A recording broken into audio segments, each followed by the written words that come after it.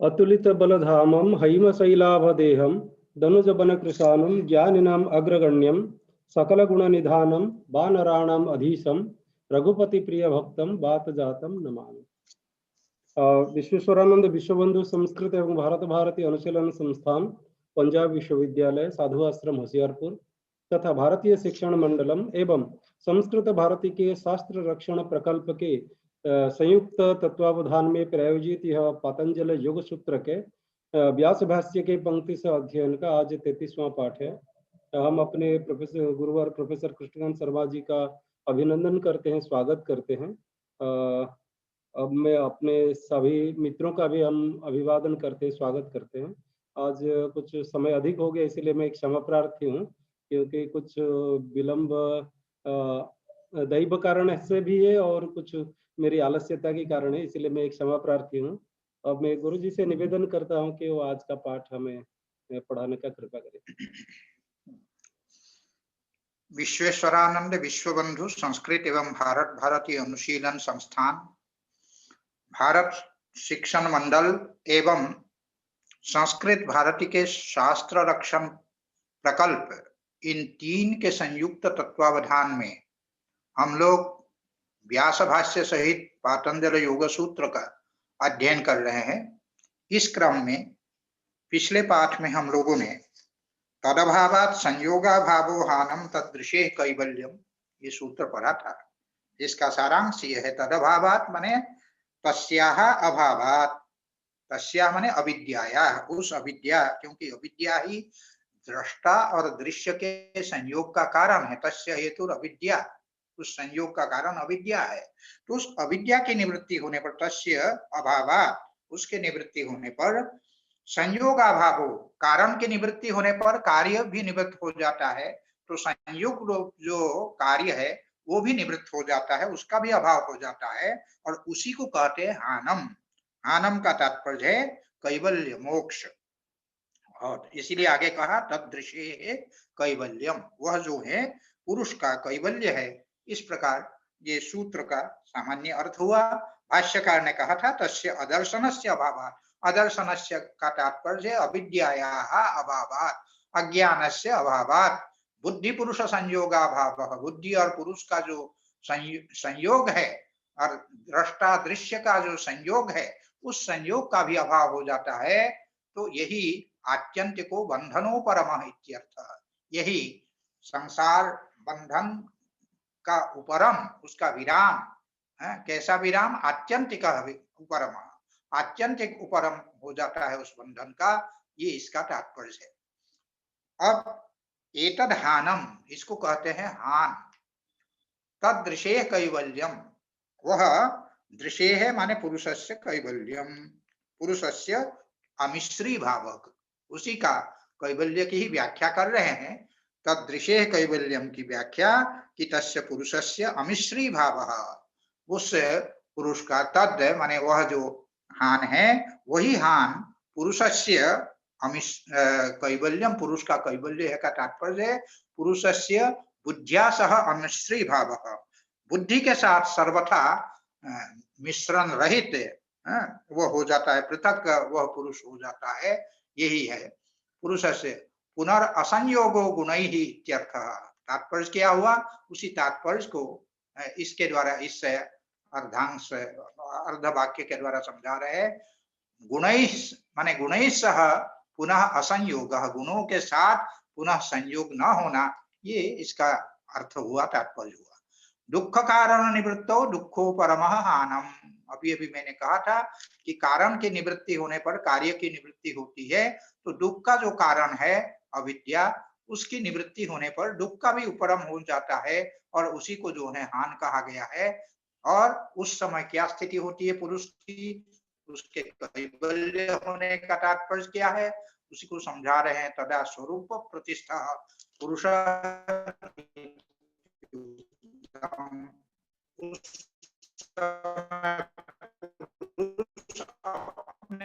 स्वरूप में चिन्मात्रण्यम पुरुषस्य स्वरूपम द्रष्टु स्वरूपे अवस्थान, इस सूत्र की व्याख्या व्यास के द्वारा की गई। इसके पश्चात हम लोगों ने दूसरा सूत्र पढ़ा, विवेक ख्याति अविप्लवा हानोपाय।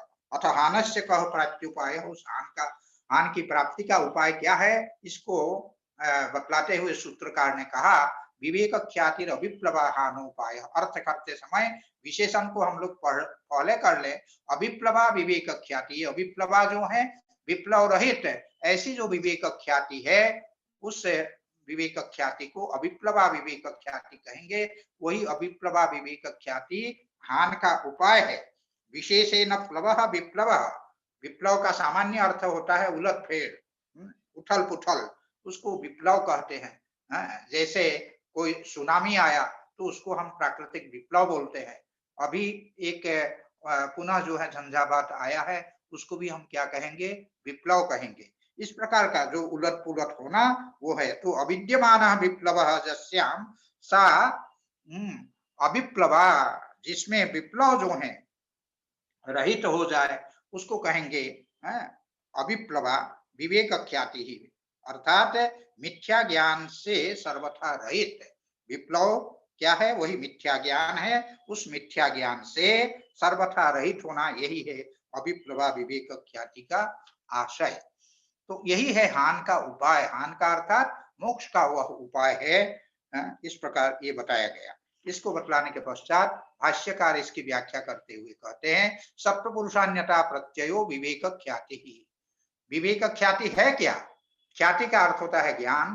ख्याति का यूं भ्रमस्थल में वहां जो है भ्रम ज्ञान के लिए भी ख्याति शब्द का प्रयोग होता है और लेकिन सामान्यतः ख्याति शब्द का अर्थ ज्ञान है।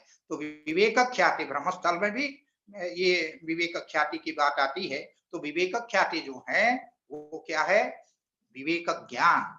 तो विविच्य ज्ञानम विवेक, जैसे दुग्धम पृथक जलम च पृथक, दूध अलग है और जल अलग है। इस प्रकार जो विविच्य ज्ञान, पृथक कृत्य ज्ञान, दोनों पृथक है, दोनों भिन्न भिन्न है, इस प्रकार की जो ख्याति, इस प्रकार का जो ज्ञान है उसको कहते हैं विवेक ख्याति या विवेक ज्ञान। वही क्या है, वो है क्या, विवेक ज्ञान है क्या, उसको समझाते हुए कहते हैं सत्व पुरुषान्यता प्रत्यय।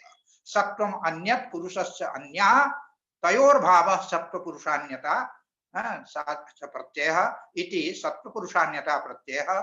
इस प्रकार सत्व भिन्न है, माने बुद्धि सत्व भिन्न है, पुरुष भिन्न है। इस प्रकार की भिन्नता का, दोनों परस्पर भिन्न है, इसका जो प्रत्यय, इसका जो ज्ञान है उसी को विवेक ज्ञान कहते हैं। सातु अनिवृत्त मिथ्या ज्ञान प्लवते, अगर उसमें से मिथ्या ज्ञान का थोड़ा भी अंश अगर रह गया तब तो फिर उसमें उलटफेर होगा।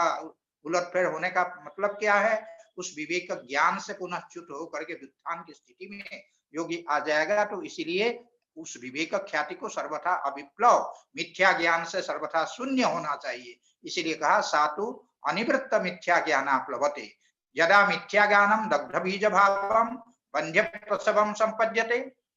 और जब वही मिथ्या ज्ञान, वही विपर्य ज्ञान जब दग्ध बीज भावम, दग्ध बीज के समान, जैसे जले हुए जो बीज है उसको अगर आप खेत में अगर डालेंगे उससे अंकुर की उत्पत्ति नहीं होती, वो वन्ध्य प्रसव हो जाता है, प्रसव करने में सर्वथा वन्ध्य हो जाता है। तो संपद्यते ना तदा विधूत क्लेश रजस सत्वस्य परे वैशारद्ये, तब फिर विधूत क्लेश रजसा सत्वस्य, उस समय जो सत्व गुण है वो जो रजोगुण क्लेश रजस, विधूत क्लेश रजस, क्लेश और रजोगुण, जो रजोगुण जो दुख का कारण है, क्लेश का कारण है, और वो भी अर्थ है। और दूसरा अर्थ ये है कि क्लेश का जो रज है, कण है, उससे भी जब रहित हो जाए सत्वगुण, विधूत हो जाए वो क्लेश, माने क्लेश का रंच मात्र भी उसमें ना हो, क्लेश का कण मात्र भी, रजस का अर्थ धूल होता है,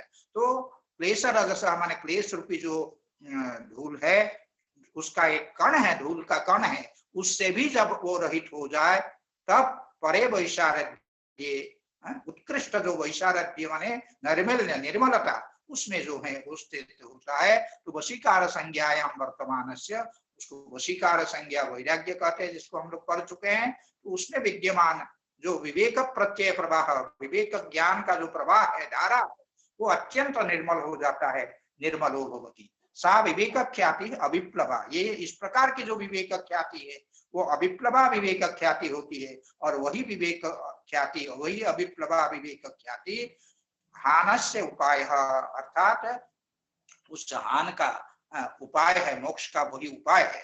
ततो मिथ्या ज्ञान से दग्ध बीज भाव उपगम, उससे क्या हो जाता है, जो मिथ्या ज्ञान है, अविद्या है, अज्ञान है, वो दग्ध बीज भाव हो जाता है, दग्ध बीज के समान, जले हुए बीज के समान हो जाता है पुनः। इसलिए वो पुनः जैसे जला हुआ बीज जो है पुनः अंकुर उत्पन्न नहीं कर सकता है, ठीक उसी प्रकार से यह भी पुनः अंकुर उत्पन्न करने में सर्वथा असमर्थ हो जाता है।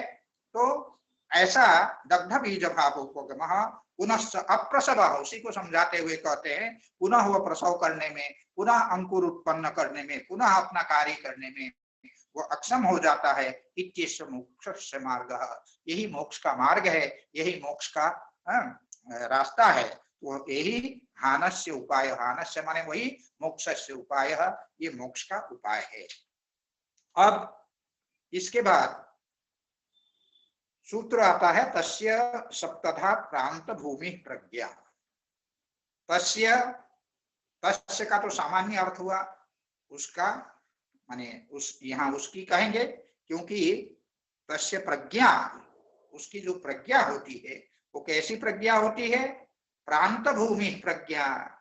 प्रांत भूमि प्रज्ञा का तात्पर्य है कि प्रांत का यहाँ तात्पर्य है कि उसकी जो ये भूमि है वो कैसी होती है, वो उत्कृष्ट भूमि होती है। तस्य प्रांत भूमि का तात्पर्य है प्रकृष्ट माने उत्कृष्ट,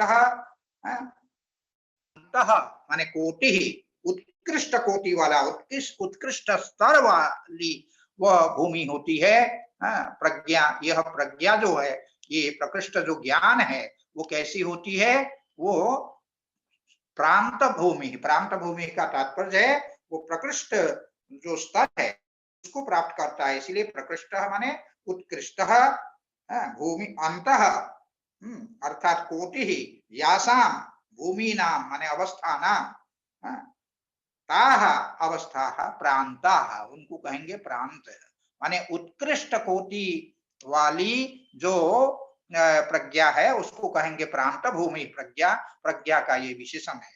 वो कितने प्रकार की होती है उसको कहा सप्तधा।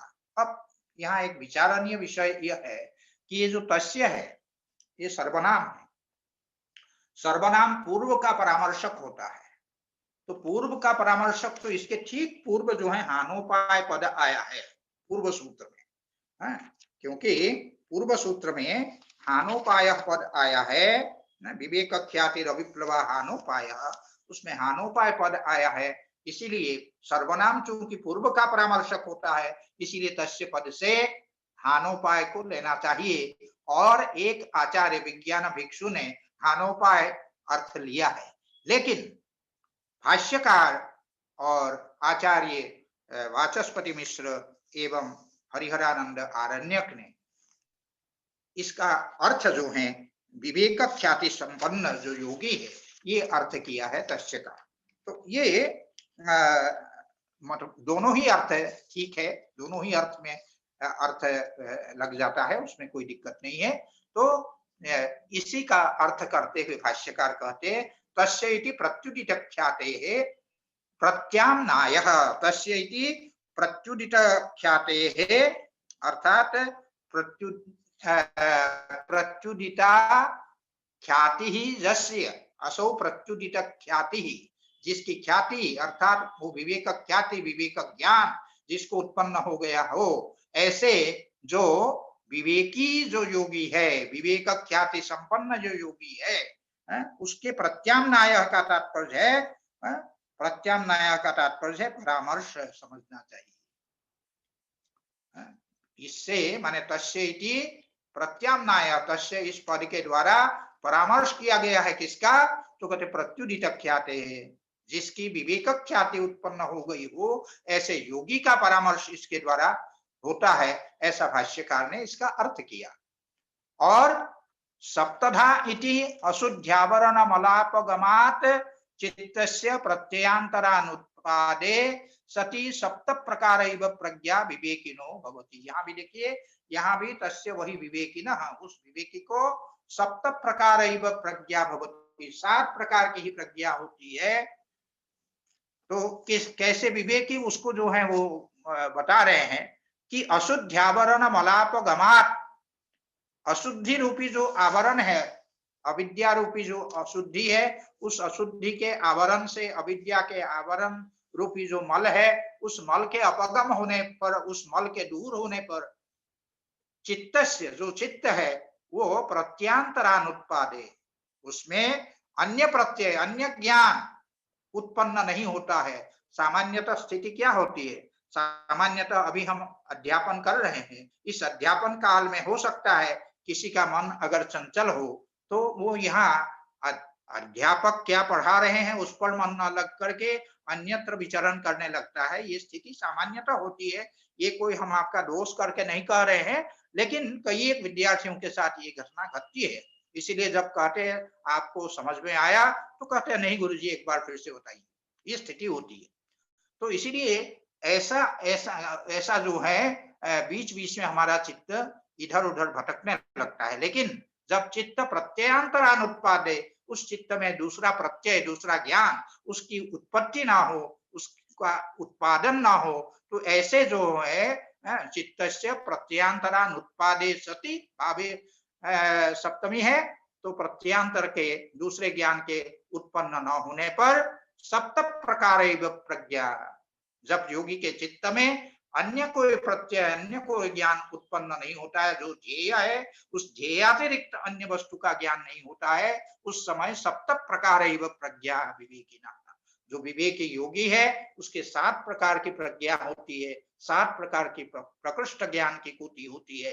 तो वो जो 7 कोटियां है वो आगे इसमें बताते हैं, उसमें 7 कोटियां क्या क्या है उसको बतलाने के लिए आगे कहते हैं, तज्जथा परिज्ञातम हेयम नास्य पुनः परिज्ञेयम अस्ति।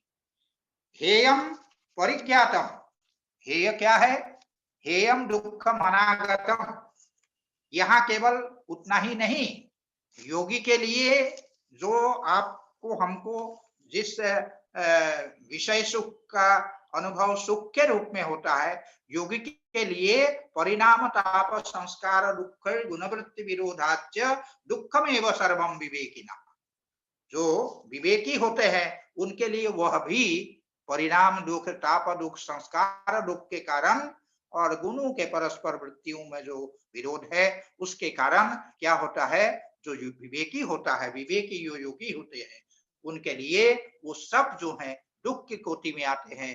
तो इसीलिए उसके सहित जब हेय का ज्ञान, हेय क्या है, हेयम दुखम अनागतम, जो अनागत दुख है वही हेय है, वो जब इस रूप में परिज्ञात हो जाता है तब फिर क्या होता है, ना अस्य पुनः परिज्ञेयम अस्ति, ऐसे जो विवेक संपन्न योगी है उनके लिए परिज्ञातव्य और कुछ जानना शेष नहीं रह जाता है। तो ये एक कोटि हुई उस ज्ञान की, दूसरी प्रज्ञा की। दूसरी कोटि क्या है, तो ये कह रहे हैं कि क्षीणा हेय हेतु न पुनरेतेषां क्षेतव्यम अस्ति। हेय हेतु दृष्टि दृश्यो संयोगो हेय हेतु, हम लोगों ने पढ़ा था। हेय का जो हेतु है, हेय का जो हेतु है अर्थात जो अविद्या है, उस संयोग का कारण कौन है, तस्य हेतु अविद्या, अविद्या ही जो है उसका कारण है, उस हेय का, उस दुख का कारण अविद्या है। अविद्या के कारण दृष्टा और दृश्य का संयोग होता है और उसके कारण दुख की अनुभूति होती है। तो इसीलिए वो हेय है, हेय हेतवः क्षीणा, हेय के जो हेतु है अर्थात जो अविद्या है वो जब क्षीण हो जाती है तब पुनरेतेषां न पुनरेतेषां क्षेतव्यम अस्ति, जब अविद्या क्षीण हो जाए तो उसके बाद किसी का क्षीण होना, क्षेतव्य अर्थात जिसका क्षय करना है, ऐसा कोई शेष नहीं रह जाता। फिर तीसरी कोटि बता रहे हैं, साक्षात्कृतम निरोध समाधिना हानम, निरोध समाधिना हानम साक्षात्कृतम।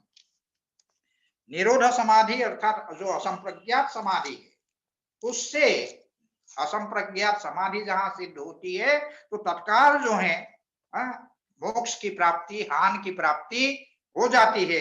तो असंप्रज्ञात समाधि से तत्काल जो प्राप्त होने वाली प्राप्त होने वाला जो हान है, मोक्ष है, तो वह मोक्ष जो है साक्षात्कृतम, उस मोक्ष का हमने साक्षात्कार कर लिया है, इस प्रकार उसका अनुभव कर लिया है। ऐसी जो कोटि है वो जो है तीसरी कोटि हुई। उसके बाद चौथी कोटि बता रहे हैं, भावितो विवेक ख्याति रूपो हानोपाय इति। अभी अभी हम लोगों ने पढ़ा कि जो अविप्लवा विवेक ख्याति है वो हान का उपाय है। वह जो अविप्लवा विवेक ख्याति जो कि हान का उपाय है, उस हान के उपाय को भावितः माने निष्पादितः, उसको हमने निष्पन्न किया है। ऐसा चतुष्टयी कार्य विमुक्ति ही, ये चार जो है ये कार्य विमुक्ति कहलाती है। ये चार जो है ये कार्य विमुक्ति है। माने विषय जो कार्य, जो अन्य कार्य बीच में जो आते हैं उनसे, उस प्रकार के विषय से, कार्य के विषय से सर्वथा जो विमुक्ति है उसको कहते हैं कार्य विमुक्ति। तो ये हुई कार्य विमुक्ति। ऐसा चतुष्टयी, ये जो चार है वो कार्य विमुक्ति है। अब कार्य विमुक्ति के पश्चात जो चित्त विमुक्ति है, उन चित्त विमुक्तियों को बताने के लिए अब भाष्यकार कहते हैं, क्या कहते हैं कि हाँ, चरिताधिकारा बुद्धि, बुद्धि चरिताधिकारा, चरिताधिकारा माने ये जो तीन जो चित्त विमुक्तियां है उसमें पहली जो विमुक्ति है चरिताधिकारा बुद्धि, बुद्धि चरिताधिकारा। बुद्धि जो है वो कैसी हो गई है उसके लिए कहते हैं चरिताधिकारा माने कृतकृत्या, बुद्धि कृतकृत्य हो चुकी है। ये पहली जो है चित्त विमुक्ति नाम की प्रज्ञा है। और उसका वर्णन करते हुए ये जो है उसके लिए आगे दूसरी चित्त विमुक्ति में कहते हैं, माने छठी जो है प्रज्ञा, उसके बताते हैं गुणाः गिरिशिखर कूटच्युता इव ग्रावाणः निरवस्थानाः स्वकारणे प्रलयाभिमुखाः सहतेन अस्तम गच्छन्ति। गुणाः गिरिशिखर कूटच्युता, जो पर्वत शिखर है, पर्वत शिखर में जो उत्तुंग श्रृंग है उससे च्युत होकर के जैसे जो ग्रावा है अर्थात जो पत्थर है वो जिस प्रकार से लड़खड़ाते हुए, निरवस्थाना निराधार होते हुए, क्योंकि उसको कोई आधार नहीं मिलता है, जहां गिरिशिखर से उत्तुंग श्रृंग से जहां वो छूट गया तो वहां से अलग होते ही लड़खड़ाते हुए वो जैसे पृथ्वी की ओर वो आता है, ठीक उसी प्रकार से स्वकारणे प्रलयाभिमुखा, अपने जो कारण है अर्थात जो प्रकृति है उस प्रकृति में विलीन होने की ओर उन्मुख होते हुए तेन सह अस्तम गच्छन्ति, तेन अर्थात तेन चित्तेन सह, उस चित्त के साथ अस्तम गच्छन्ति, उस चित्त के साथ अस्त हो जाते हैं, अर्थात अव्यक्त में लीन हो जाते हैं, प्रकृति में लीन हो जाते हैं। न च ऐसा प्रविलीनानां पुनरस्ति, न च ऐसां प्रविलीनानां पुनरस्ति उत्पादः। ये कह रहे हैं ऐसां प्रविलीनानां, जो ये ऐसां अर्थात गुणानां, ये जो गुण जब अपनी प्रकृति में, अपने कारण में जब विलीन हो जाते हैं तो विलीन होने के, विलीन ही होना नहीं, प्रकृष्ट रूपे न जो विलीन हो गए हैं, ऐसे जो गुण है उन गुणों का न अस्ति पुनरुत्पादः, पुनः जो है उसकी उत्पत्ति नहीं होती है इन गुणों की। क्यों नहीं होती है? गुणों की उत्पत्ति के प्रति कारण क्या है? गुणों की उत्पत्ति के प्रति कारण है पुरुषार्थ कर्तव्य, पुरुषार्थ करना है, ये है प्रयोजन। जब पुरुषार्थ सिद्ध हो गया, भोग तथा अपवर्ग दोनों सिद्ध हो गया, पुरुष को कैवल्य की प्राप्ति हो गई है। ऐसी स्थिति में इन गुणों की पुनः प्रयोजनाभाव, क्योंकि कोई प्रयोजन शेष नहीं रह जाता है, इस कारण से उनकी पुनः उत्पत्ति नहीं होती है। अब सातवीं जो प्रज्ञा की कोटि है उसको बतलाते हुए कहते एतस्याम अवस्थायाम गुण संबंधातीतः स्वरूप मात्र ज्योतिरमलः केवली पुरुषः इति। उस अवस्था में पुरुष का स्वरूप क्या होता है उसको बताते हुए कहते हैं गुण संबंधातीत। भगवत गीता में गुणातीत की चर्चा आती है। गुण के साथ जो संबंध है, सत्व रजस तमो गुण के साथ जो पुरुष का आत्मा का जो संबंध है वो संबंध अतीत हो जाता है, वो समाप्त हो जाता है वह संबंध। ऐसा गुण के साथ जो संबंध है वो जब अतीत हो जाए, वो जब समाप्त हो जाए तो पुरुष क्या होता है? स्वरूप मात्र ज्योति ही। तब पुरुष स्वरूप मात्र ज्योति ही। स्वरूप मात्र ज्योति का तात्पर्य है कि आत्मस्वरूप में अपने जो स्वरूप है, चिन्ह मात्र जो स्वरूप है, उस स्वरूप से प्रकाशित वो हो जाता है, स्वरूप मात्र ज्योति ही।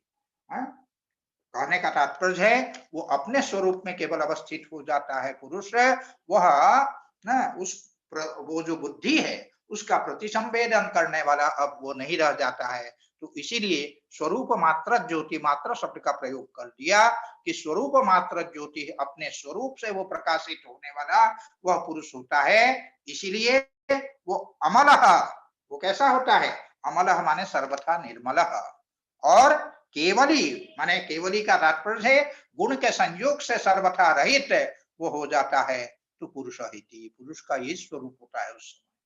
तो ये जो सप्त विधे प्रांत भूमि है तो उसके बारे में कहते एताम सप्तविधाम प्रांत भूमि प्रज्ञाम अनुपश्यन पुरुषः कुशलः इत्याख्यायते।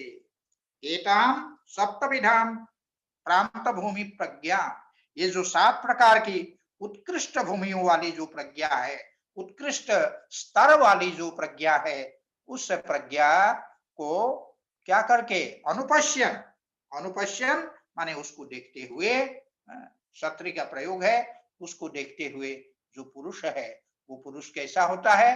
तो कहते हैं अनुपश्यन पुरुषः कुशलः इति आख्यायते। कुशलः वो कुशल, कुशल का तात्पर्य है, कुशल कहा जाता है, कुशल का तात्पर्य है वो जीवन मुक्त कहलाता है। उस समय वह जीवन मुक्त हो जाता है, मुक्ति को प्राप्त कर लेता है। कुशलः इति आख्यायते। प्रतिप्रसवेपि चित्तस्य मुक्तः कुशलः इत्येव भवति। प्रतिप्रसवे माने चित्तस्य प्रतिप्रसवेपि, चित्त के जो प्रकृति में लीन, प्रतिप्रसव करते हैं लीन हो जाना, लय को प्राप्त करना। तो प्रकृति में लीन हो जाने पर चित्त के, चित्तस्य प्रतिप्रसवेपि, चित्त जब प्रकृति में लीन हो जाते हैं तब पर भी मुक्तः, यह जो पुरुष है वो मुक्त कहलाता है। और इसीलिए वह कुशलः इत्येव भवति, वो कुशल कहलाता है, अर्थात वो गुणातीत होने के कारण वो कुशल कहलाता है, जीवन मुक्त कहलाता है। तो इस प्रकार से ये कुशलः इत्येव भवति गुणातीतत्वात् इति। तो इस सूत्र की व्याख्या हुई। इसके पश्चात अग्रिम जो सूत्र है उस सूत्र की भूमिका प्रस्तुत करते हुए भाष्यकार कहते हैं, 1 मिनट बस।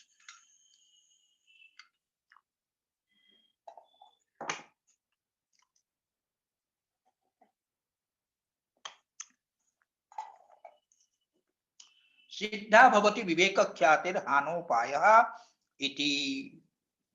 यहाँ कह रहे हैं विवेक ख्याति रूप जो हानोपाय है, विवेक ख्याति रूप जो हान के उपाय है वह जो है सिद्ध होता है। सिद्धा भवति विवेक ख्याति सिद्ध हानोपाय विवेक ख्याति ही, क्योंकि अविप्लवा विवेक ख्याति को हान का उपाय कहा, तो ऐसी जो विवेक ख्याति है वो विवेक ख्याति सिद्ध हो जाती है। लेकिन समस्या क्या है? न च सिद्धि अंतरेण साधनम इत्येतत् आरभ्यते। अंतरेण साधनम अर्थात साधन के बिना सिद्धि संभव नहीं है। साधन के बिना कोई भी सिद्धि संभव नहीं है। इसीलिए कहते इत्येतद् आरभ्यते। इसी बात को मन में रखते हुए सूत्रकार अग्रिम सूत्र को आरंभ करते हैं। क्या कि योगांगानुष्ठानात् अशुद्धि क्षये ज्ञान दीप्ति आविवेक ख्याते है।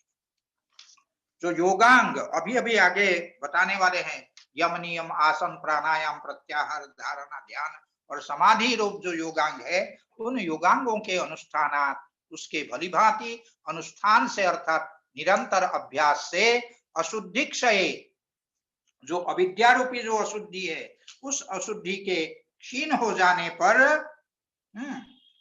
अविद्या जी जो अविद्या अस्मिता राग द्वेष और अभिनिवेश ये सभी लिए जाएंगे उसके द्वारा। तो इसीलिए उसके क्षीण हो जाने पर ज्ञान दीप्ति आविवेक ख्याति है। ज्ञान की दीप्ति अर्थात यथार्थ जो ज्ञान है, जो तत्व ज्ञान है, उसका प्रकाश दीप्ति प्रकाश तब तक जो है वो होता है, कब तक? आविवेक ख्याते है, जब तक विवेक ख्याति न हो जाए। विवेक ख्यातिम अभिव्याप्य इति आविवेक ख्याते है। तो विवेक ख्याति पर्यंत ये ज्ञान की दीप्ति, जो ज्ञान की जो पराकाष्ठा है, ज्ञान का जो प्रकाश है, वो तब तक जो है बढ़ता रहता है। तो यही है योगांगानुष्ठानात् अशुद्धि क्षये ज्ञान दीप्ति आविवेक ख्याते, सूत्र का सामान्य अर्थ हुआ। अब इसी की व्याख्या करते हुए कहते हैं, पहला पद आया योगांगानुष्ठानात्।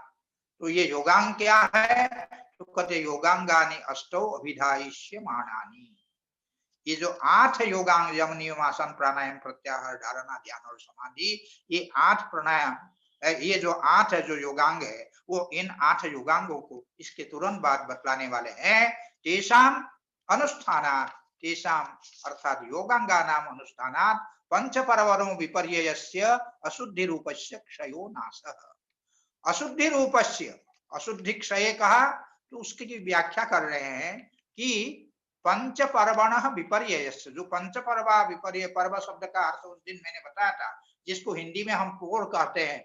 जैसे जो हमारी अंगुलियां हैं उसमें बीच में जो रेखाएं हैं, तो 2 रेखाओं के बीच का जो स्थान है उसको पर्व कहते हैं। इसी प्रकार जैसे इक्षुदंड है अर्थात ईख है, गन्ना है, उसमें हम देखते हैं 2 गांठें होती है, उसके बीच में जो स्थान होता है उसमें अनेक ग्रंथियां हैं, तो उसके बीच में जो एक एक 2-2 ग्रंथियों के बीच में जो स्थान है उसको कहते हैं पर्व। ठीक उसी प्रकार से अविद्या के लिए, विपर्य के लिए कहा गया कि वो अविद्या जो है पंच पर्व अविद्या होती है, 5 पर्व वाली अविद्या होती है, 5 पर्व वाला विपर्य होता है। तो ऐसे 5 पर्व वाले जो विपर्य है वही है अशुद्धि। तो इसीलिए विपर्य अशुद्धि रूपस्य विपर्ययस्य, अशुद्धि रूपस्य पंच पर्वणो विपर्ययस्य, अशुद्धि रूप जो 5 पर्व वाला विपर्य है उसके क्षय होने पर, जो क्षय है, जो नाश है, उसके होने पर, इसीलिए अशुद्धि क्षय का अर्थ किया। तत्क्षय सम्यक ज्ञानस्य अभिव्यक्ति, उसमें ज्ञान दीप्ति जो है उसकी व्याख्या करते हुए कहा सम्यक ज्ञानस्य अभिव्यक्ति। उस विपर्य के क्षीण होने पर, पंचपर्वा विपर्य के क्षीण होने पर ज्ञान की दीप्ति होती है, अर्थात सम्यक ज्ञान की अभिव्यक्ति होती है। सम्यक ज्ञान,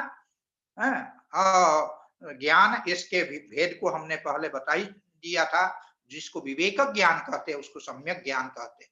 सामान्यतः किसी वस्तु का जो ज्ञान होता है, नीर और क्षीर, इन दोनों में से नीर का ज्ञान है, क्षीर का ज्ञान है, लेकिन दोनों के मिश्रण के समय जब दोनों का विविच्य ज्ञान हो जाए, विवेक ज्ञान हो जाए, उसको हम सम्यक ज्ञान या विवेक ज्ञान कहते हैं। ऐसे विवेक ज्ञान, ऐसे विवेक ख्याति की अभिव्यक्ति होती है। यथा यथा च साधनानि अनुष्ठीयन्ते, जैसे जैसे इन योगांगों का, जो साधन योगांग बतलाया वही साधन है, तो इन साधनों का अनुष्ठान, इन साधनों का सतत अभ्यास, वो अभ्यास भी सतु दीर्घ कालादर निरंतर सत्कारा से बितु दृढ़ भूमि, हम लोग पढ़ चुके हैं। दीर्घ काल तक जब निरंतर अभ्यास हम करते हैं और सत्कार पूर्वक अभ्यास करते हैं, निष्ठा के साथ उसका अभ्यास करते हैं, विश्वास के साथ अभ्यास करते हैं। लोग तो आधे मन से करते करते पता नहीं करके देखें, ये स्थिति होती है। लेकिन नहीं, पूरे दृढ़ विश्वास के साथ जब उन साधनों का अनुष्ठान करते, अभ्यास करते हैं, तो यथा यथा साधनानि अनुष्ठीयन्ते, जैसे जैसे साधनों का अनुष्ठान अर्थात अभ्यास हम करते जाते हैं, तथा तथा तनुत्वम अशुद्धिरापद्यते, तथा तथा अशुद्धि तनुत्वम आपद्यते, वैसे वैसे जो अशुद्धि है वो तनुत्वम आपद्यते, तनुता को, क्षीणता को वो प्राप्त करती जाती है, अर्थात अविद्या क्षीण होती जाती है। यथा यथा क्षीयते तथा तथा क्षय क्रमानुरोधिनी ज्ञानस्यापि दीप्तिर्विवर्धते। यहाँ ये कह रहे हैं यथा यथा क्षीयते, जैसे जैसे वो अविद्या क्षीण होती जाती है, अशुद्धि क्षीण हो जाती है, वैसे वैसे तथा तथा क्षय क्रमानुरोधिनी, जिस क्रम से क्षय होता जाता है, अशुद्धि का क्षय होता जाता है, अविद्या का नाश होता जाता है, अविद्या दूर होती जाती है, वैसे वैसे तथा तथा क्षय क्रमानुरोधिनी, क्षय क्रम के अनुसार ज्ञानस्यापि दीप्तिर्विवर्धते, ज्ञान की जो दीप्ति, ज्ञान का जो प्रकाश है वो भी बढ़ता जाता है, निरंतर बढ़ता जाएगा, उसमें अधिक निर्मलता आ जाएगी। एक आजकल बल्ब भी आता है, जब शुरू में जलाइए तो उस समय बहुत कम उसमें प्रकाश होता है, धीरे धीरे धीरे धीरे समय के अनुसार वो जिससे प्रकाश उसमें बढ़ता है, ठीक उसी प्रकार से यहाँ भी ये ज्ञान का जो प्रकाश है वह भी जैसे जैसे योग के अंगों का हम अनुष्ठान करते जाएंगे, वैसे वैसे वो प्रकाश बढ़ता जाएगा। साखरु ऐसा विवृद्धि प्रकर्षम अनुभवती आविवेक ख्याते है। साखरु ऐसा विवृद्धि, ये जो उसका बढ़ना है, किसका, उस प्रकाश का, उस ज्योति का जो बढ़ना है, ये जो विवृद्धि है, बढ़ना है, वो प्रकर्षम अनुभवती आविवेक ख्याते है। विवेक ख्याति को प्राप्त करके, विवेक ख्याति जब हो जाती है तब प्रकर्षम अनुभवती, अर्थात वो सघन वो हो जाता है, वह बढ़ना, उत्कृष्टतम वो हो जाती है वो विवृद्धि। कब, अविवेक ख्याति, माने विवेक ख्याति होने तक, जब तक विवेक ख्याति ना हो जाए तब तक जो है ये ज्ञान बढ़ता जाता है, तब तक ये ज्ञान का प्रकर्ष होता जाता है। तो इसीलिए कहा प्रकर्षम अनुभवती अविवेक ख्याति। आगुण पुरुष स्वरूप विज्ञानात् इत्यर्थ, उसी का विवरण प्रस्तुत करते हुए कहते हैं प्रकर्षम अनुभवती अविवेक ख्याते, अर्थात अविवेक ख्याते प्रकर्षम अनुभवती, उसकी ही व्याख्या करते हैं, उसी का विवरण प्रस्तुत करते हैं भाष्यकार। आगुण पुरुष स्वरूप विज्ञानात्, गुण और पुरुष, सत्व रजस तमो गुण रूप जो त्रिगुण है, उस त्रिगुण के साथ पुरुष का जो स्वरूप है, गुणों का स्वरूप और पुरुष के स्वरूप का जब विज्ञान हो जाए, अर्थात विवेक ज्ञान हो जाए, तब तक ये प्रकर्ष, वृद्धि का प्रकर्ष, वृद्धि जो है बढ़ती जाती है, ये ज्ञान का प्रकाश बढ़ता जाता है, ये बताया। गुण के आगुण पुरुष स्वरूप विज्ञानात् इत्यर्थ।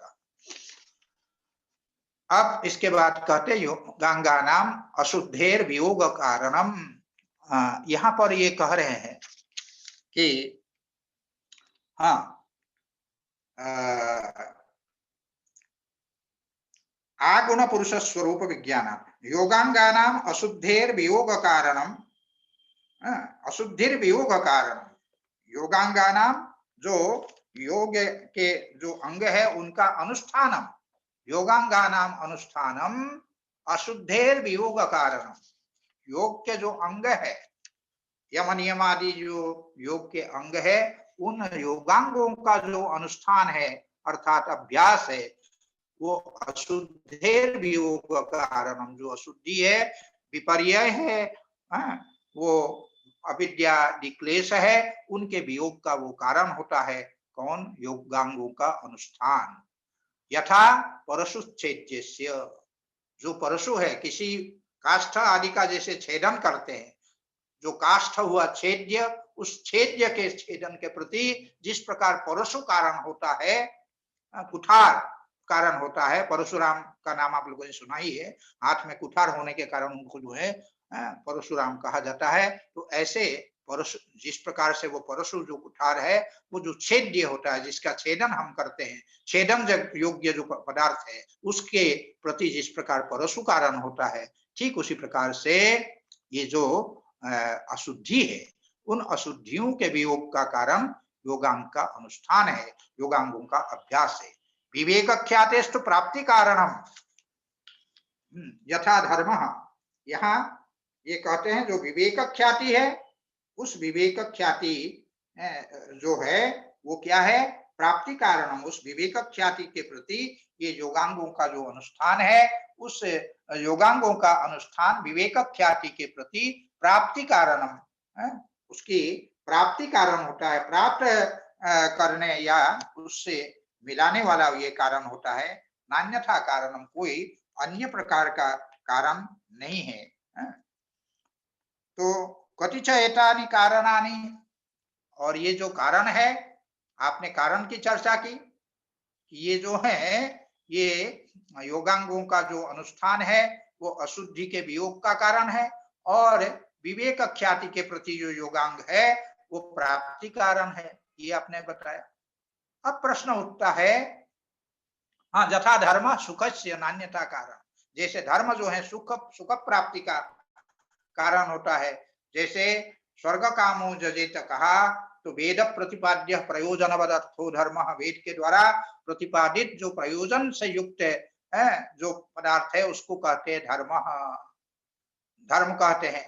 और उस धर्म से किसकी प्राप्ति होती है, याग रूप जो धर्म है, यागादि रेव धर्म मीमांसा में कहा गया है, याग ही धर्म है। उस याग से, उस धर्म के अनुष्ठान से क्या होता है, स्वर्ग रूप जो सुख है उस सुख की प्राप्ति होती है। ठीक उसी प्रकार से यहाँ जो है ये विवेक ख्याति के प्रति ये योगांगानुष्ठान उसके प्राप्ति का उपाय होता है, कारण होता है। कतिच एतानि कारणानि, जब कारण की चर्चा आई तो कारण कितने प्रकार के होते हैं, कहाँ, शास्त्रे भवन्ति, शास्त्र में कितने प्रकार के कारण होते हैं, तो इसका उत्तर देते हुए कहते हैं नवै वैद्या, इसमें जो है, इसमें शास्त्र में 9 ही जो है कारण है। तो ये 9 कारण जो है उसका एक एक का आगे वो बताएंगे। इसमें एक तो है उत्पत्ति कारण, दूसरा जो है स्थिति कारण, तीसरा जो है अभिव्यक्ति कारण, चौथा विकार कारण, पांचवा ज्ञान कारण, छठा जो है प्राप्ति कारण, सातवां वियोग कारण, आठवां अन्यत्व कारण, और 9वां जो है धृति कारण। तो एक एक की इसमें व्याख्या करेंगे। उत्पत्ति स्थिति अभिव्यक्ति विकार प्रत्यय, उसी जो हमने बताया उसी को श्लोक के रूप में इसमें बताया गया। उत्पत्ति स्थिति अभिव्यक्ति, उत्पत्ति है, स्थिति है और अभिव्यक्ति, और विकार और प्रत्यय, प्रत्यय कारण, आपति कारण, प्राप्ति कारण, और वियोगान्यत्व धृतय कारणम नवधा स्मृतम। ये जो है वियोग कारण, अन्यत्व कारण और धृति कारण, इस प्रकार से नवधा स्मृतम कारणम, कारण जो है 9 प्रकार के होते हैं, ऐसा बतलाया गया है। अब उत्पत्ति कारण क्या है उसको बतलाते हुए कहते हैं कि तत्र उत्पत्ति कारणम मनोभवति विज्ञानस्य, तत्र उत्पत्ति कारणम मनोभवति विज्ञानस्य, मनः विज्ञानस्य उत्पत्ति कारणम भवति। जो मन है वो ज्ञान का, माने ज्ञान की उत्पत्ति के प्रति कारण होता है मन। जब तक मन हो तब तक ज्ञान, मन ना हो तब तक जो है ज्ञान उत्पन्न नहीं हो सकता है। कभी कभी हम लोग हाथ में लेखनी लिए हुए होते हैं, हाथ में कलम लिए हुए होते हैं, लेकिन घर भर के लोगों से पूछते भाई मेरी जो लेखनी है उसको कहाँ रख दी। तो ये स्थिति होती है, जब तक मन संयोग ना हो तब तक जो है ज्ञान नहीं होता है, बोध नहीं होता है। तो मन जो है वो विज्ञान के प्रति, अर्थात ज्ञान के प्रति, मन जो है वो कारण होता है, ज्ञान की उत्पत्ति के प्रति मन कारण होता है। तो ये हुआ उत्पत्ति कारण। दूसरा क्या है, स्थिति कारणम मनसः पुरुषार्थता, स्थिति कारणम मनसः पुरुषार्थता, और पुरुषार्थता, पुरुषार्थ कर्तव्य, पुरुषार्थ करना चाहिए, माने भोग और अपवर्ग नामक जो पुरुषार्थ है वो जब प्राप्त हो जाए तो मन की स्थिरता के प्रति वो कारण होता है। और उसका उदाहरण देते हुए कहते हैं, जैसे शरीरस्य इव आहारः इति। शरीरस्य आहारः, शरीरस्य इव आहारः इति। जैसे भोजन जो है, आहारः भोजन जो है शरीर की स्थिति के प्रति, शरीर की स्थिरता के प्रति कारण है। भोजन न लें तो शरीर कृश हो जाता है, अशक्त हो जाता है, तो ये स्थिति होती है। तीसरा जो है अभिव्यक्ति कारणम यथा रूपस्य आलोकः। तो ये कह रहे हैं कि अभिव्यक्ति कारण जैसे जो आलोक है अर्थात जो प्रकाश है, वो जो रूप है उसके उसकी अभिव्यक्ति का वो कारण होता है। आप अंधेरे में अगर कोई लाल रंग की कोई चीज है, वो लाल है, पीला है, हरा है, उसका रूप क्या है ये ज्ञान नहीं हो सकता है। लेकिन आलोक के आते ही, प्रकाश के आते ही उस रूप का ज्ञान हो जाता है। अच्छा ये लाल है, ये पीला है, ये हरा है इत्यादि रूप का ज्ञान होता है।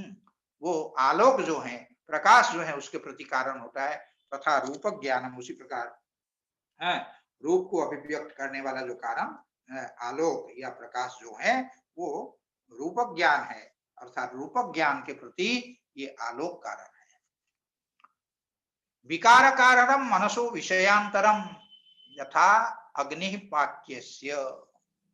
जिस प्रकार से अग्नि पाक्यस्य, जिस वस्तु को पकाते हैं उसको कहते हैं पाक्य, जिसको पकाते हैं उसको हम कहेंगे पाक्य। अर्थात अग्नि जो तंडुल है उसमें विकृति उत्पन्न कर देते हैं, उसको विकृत अनुकूल व्यापार कहा गया है। उसको पाक कर्म जो है, पाक क्रिया जो है वो विकृत अनुकूल व्यापार है।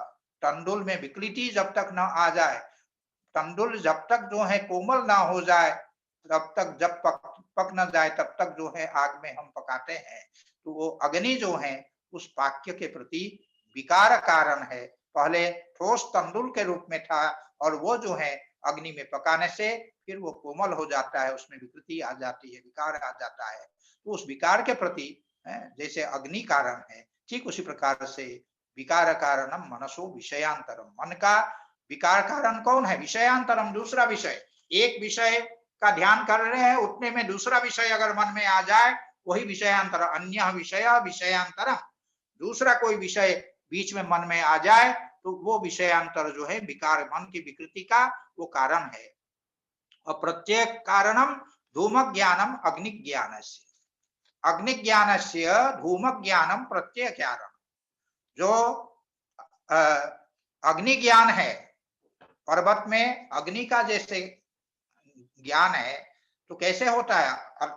वो कहते हैं धूम ज्ञानम, धूम का जब ज्ञान होता है उसमें धुआं है, जिसको हम पक्ष धर्मता ज्ञान कहते हैं, पक्ष वृत्तिता ज्ञान, पक्ष में हेतु है, इस प्रकार का जो ज्ञान है वो धूमक ज्ञान है।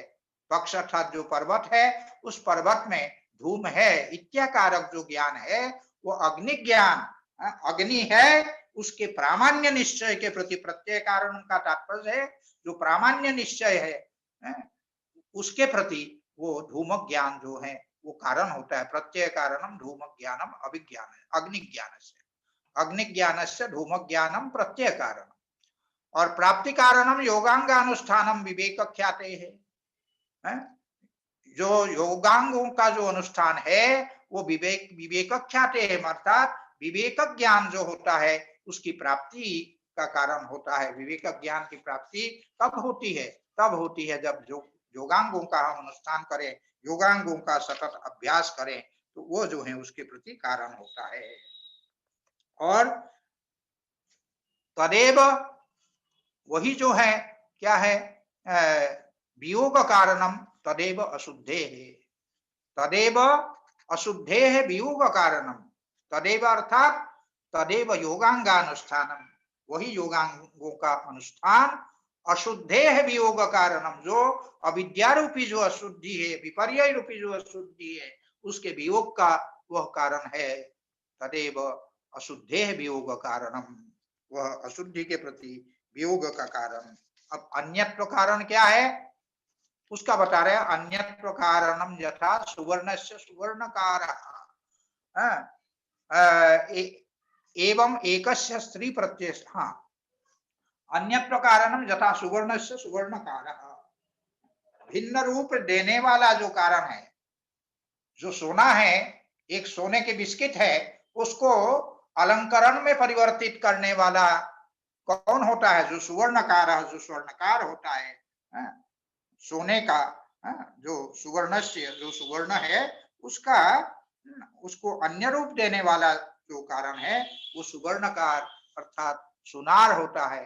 ठीक उसी प्रकार से यहाँ पर एक दूसरा उदाहरण देते हुए कहते हैं कि जैसे उदाहरण देते हैं एकस्य स्त्री प्रत्ययस्य, एकस्य स्त्री प्रत्ययस्य, एक जो स्त्री विषयक ज्ञान है वह जो है क्या होता है, अर्थात एक स्त्री को देख करके कोई क्या किसी किसी की क्या क्या स्थिति होती है उसको वो बताते हैं कि स्त्री प्रत्यय से अविद्या मूढ़त्व, उसको देख करके जो मोहग्रस्त होता है, कोई मूढ़ होता है, उसके प्रति अविद्या जो है कारण है।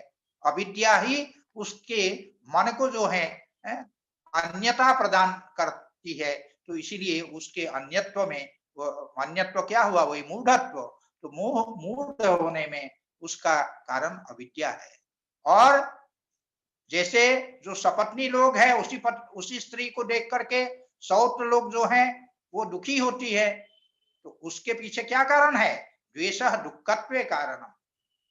ज्ञान वही स्त्री का ज्ञान है, वही एक ही स्त्री का ज्ञान जब कोई मुग्ध हो जाता है तब उसमें उस मुग्ध होने के पीछे अविद्या कारण है। और सौत जो होते हैं, सपत्नी होती है, तो उनके मन में जो द्वेष होता है, वो द्वेष जो है वो दुःखत्वे कारणम, उसको दुख देने में कारण होता है। सौत लोग दुखी होती है, तो इसीलिए उसने कहा द्वेषो दुःखत्वे। रागः सुखत्वे, उसी को देख करके, उसी स्त्री को देख करके स्त्री ज्ञान से जब सुख की प्राप्ति होती है, कब होती है? जब उसके प्रति आसक्ति हो, उसके प्रति राग हो। रागः सुखत्वे कारणम। और तत्व ज्ञानम माध्यस्थी है, माध्यस्थी माने मध्यस्थ होने में, मध्यस्थ होने का तात्पर्य क्या है? और उदासीन होने में, उस स्त्री के प्रति उदासीन होने में कारण क्या है? तत्व ज्ञान है।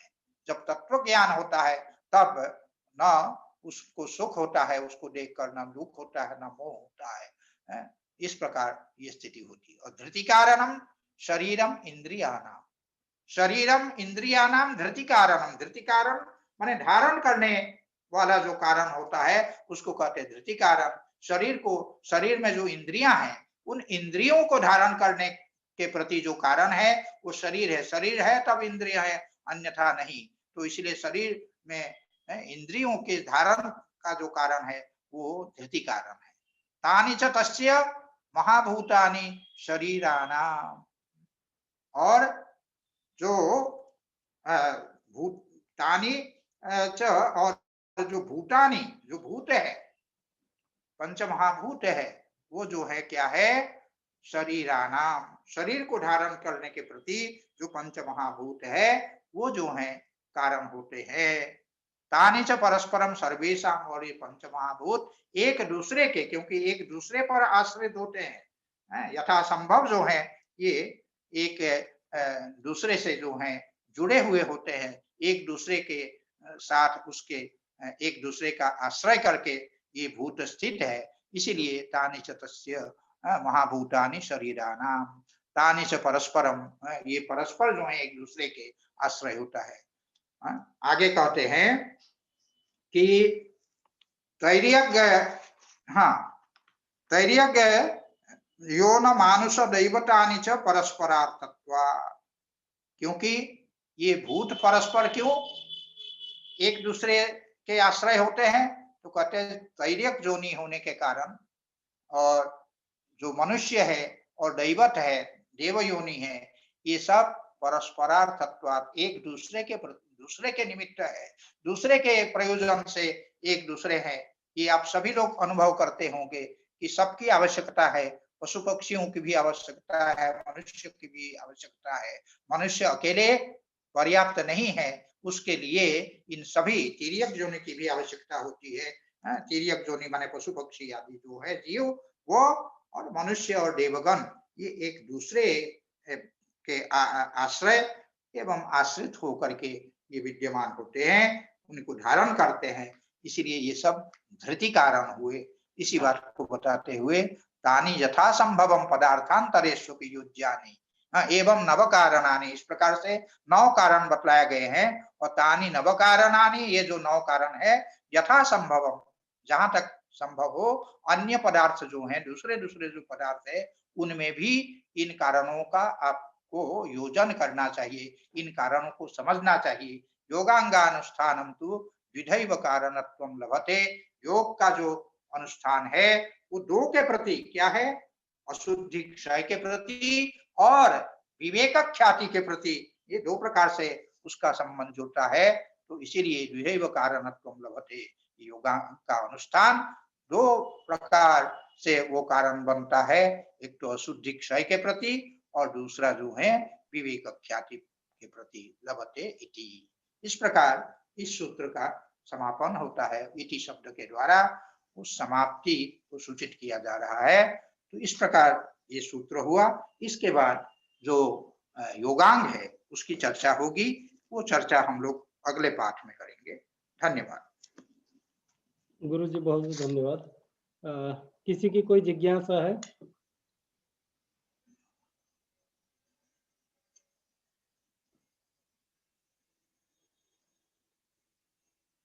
संजीव जी किमपि वक्तुम् इच्छति किम? नैव। गुरु जी मेरा एक छोटी सी एक शंका है, जिज्ञासा में कुछ ये जो लिखा है द्वितीय जो हेतु है, क्षीणः हेय हेतवः न पुनः एतेषां चेतव्यम अस्ति। तो इसमें जो हेय हेतवः दिया है, बहुवचन की बहुवचन आवश्यक क्या है इसमें? अगर हम संयोग को ही है हेतु मानेंगे तो एक वचन का भी प्रयोग कर सकते हैं, क्योंकि समस्त जो है का हेतु वो संयोग एक ही है। तो एक ही है होने से, एक ही संयोग होने से उसका क्षीण भी एक ही होना चाहिए, तो बहुवचनांत का प्रयोग। देखिए, बहुवचन का तात्पर्य यह है, तो तस्य हेतु अविद्या कहा गया जी, लेकिन अविद्या से अविद्या भी पंचपर्वा है जी। तो अविद्या, अस्मिता, राग, द्वेष और अभिनिवेश, ये सभी जो है उसके प्रति हेतु है। इसी को अभिव्यक्त करने के लिए यहाँ हेतव में बहुवचन का प्रयोग किया है। जी जी, वार्तिक अविद्या आदि को ग्रहण किया है उसमें। हाँ, अविद्या के साथ अस्मिता, राग, द्वेष और अभिनिवेश को जब हम लेंगे तो बहुवचन का प्रयोग होगा। वस्तुतः अविद्या क्षेत्रम उत्तरेषां प्रसुप्त तनु विच्छिन्नोदाराणां कहा गया है, वो तो अविद्या ही है सब। लेकिन उसी का भिन्न भिन्न जो स्तर है उसको हम अस्मिता, राग, द्वेष और अभिनिवेश इस रूप में कहते हैं। तो उस रूप में जब हम देखते हैं तब बहुत्व का प्रयोग हुआ। तो उसी दृष्टि से यहाँ बहुवचन का प्रयोग किया गया। गुरु जी, हे का हेतु तो संयोग है। हाँ, दृष्टा और दृश्य का संयोग ही है, लेकिन वो संयोग जो संयोग का कारण कौन है? अविद्या कल्पित है। तो अविद्या है, अविद्या का संयोग का कारण पंचपर्वा युक्त अविद्या है, और अविद्या चूंकि पंचपर्वा है इसलिए बहुत्व का प्रयोग। जी जी गुरु, ठीक है। जी जी जी जी गुरु जी। और किसी की कोई जिज्ञासा है? नहीं गुरु जी, फिर मंगलवार 11 बजे वही समय? हाँ जी, हाँ जी, हाँ वही समय रहेगा। जी गुरु जी। प्रणाम गुरु जी। प्रणाम प्रणाम प्रणाम प्रणाम।